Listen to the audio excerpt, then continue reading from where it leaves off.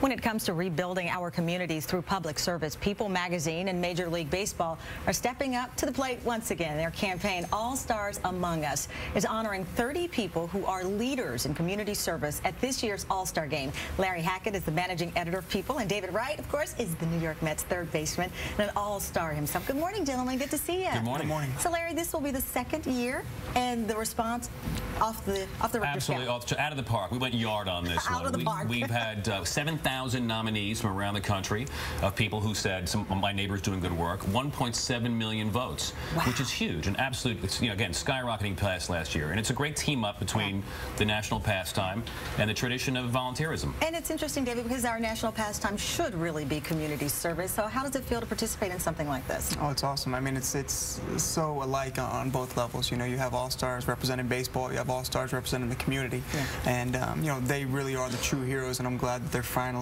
getting the recognition they deserve. And how cool is it to get the recognition in affiliation with the All-Star Game? Well, it's going to be fun. They're going to have a little pregame ceremony and show a tribute video and line up on the field, and we're going to get the opportunity to meet them and shake their hands. That's spectacular. Larry, how did you narrow it down? I'm sure every name that came in had a great story associated with it. Absolutely. Well, our editors looked at them, and again, they took the list of 7,000 people and narrowed it down to 90, and so that would be, you know, 3 people per team, and again, it was done by the major league teams. Right. So there's 30 winners, and they're all going to be participating in the game. Let's get to some of those. I want to give these people a morning.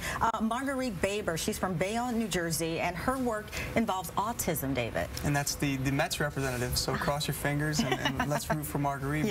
But just obviously tremendous. I believe she has an autistic child, and she started her own foundation, and from what I've read and you know, what I've heard, she's raised over $1 million to raise awareness, and you know, just an incredible, obviously, human being, and we're rooting for her. Yeah, we're rooting for her for sure. And we also have on the list Lisa Klein. She's from Oakland, California. Larry, tell me about her story. She started raising secondhand, if I can use that word, secondhand baby clothes during Katrina. She has since now, in her hometown of Oakland, and she's featured in the magazine this week, she has raised 20,000 pounds of gently used baby clothes and has helped 3,000 families, 3,000 families in the Bay Area. Wow. That's right, with baby clothes that were used by other people. So it's amazing sort of reuse of things. We got a guy from Chicago, Illinois, Kenny Fullman. He's got a baseball-related charity. Kenny Fullman is a cop in Chicago. At the age of 12, his father was murdered trying to stop a gang fight. Since then, as I say, he's a police officer in Chicago, and he has a group called City Elite, which is a baseball club in part, but also a mentoring program, and it helps these young people get on a path towards college. David, I'm curious your reaction to Kenny, because he's got a baseball-related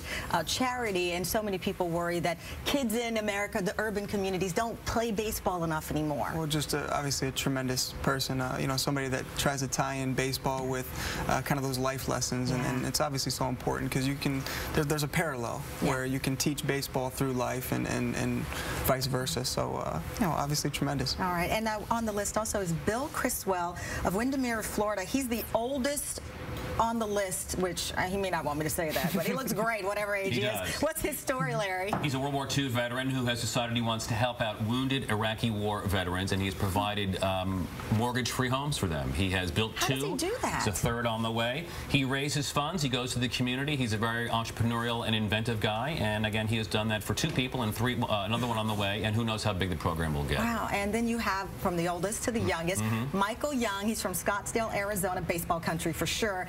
And he started fundraising 5 years ago. He was 12. That's right, 12 years old. Then he started a golf tournament. He has now risen $250,000 for our Phoenix Hospital. And as you see him in there with the dog, this is a program for sick kids and therapy dogs. So again, $250,000. It's the biggest fundraising element of this Phoenix Hospital's program. And again, at the age of 12, he thought, let's have a golf tournament and we'll raise some money. What's amazing about these people always is nothing stops them. They don't think, you know what, I can't do that. They don't say, you know, I'm 12. They just say, there's a need, let's go fill it. What is your bigger goal here when people look through this? Is it to inspire us to do something different in our lives? I think it's to do that. It's to say, and it's also to say, I can do this. I can be part of this. Look at what they did. You know, they didn't look for fanfare. They didn't look for attention. They just said, there's a need, let's go meet it. And if that can inspire anybody to do the same or to help them, then our job is done. Well, Larry Hackett, David Wright, thank you both very much. It's great to see you doing that work, and we'll be watching you. Thank you for having me. Keep an eye on you.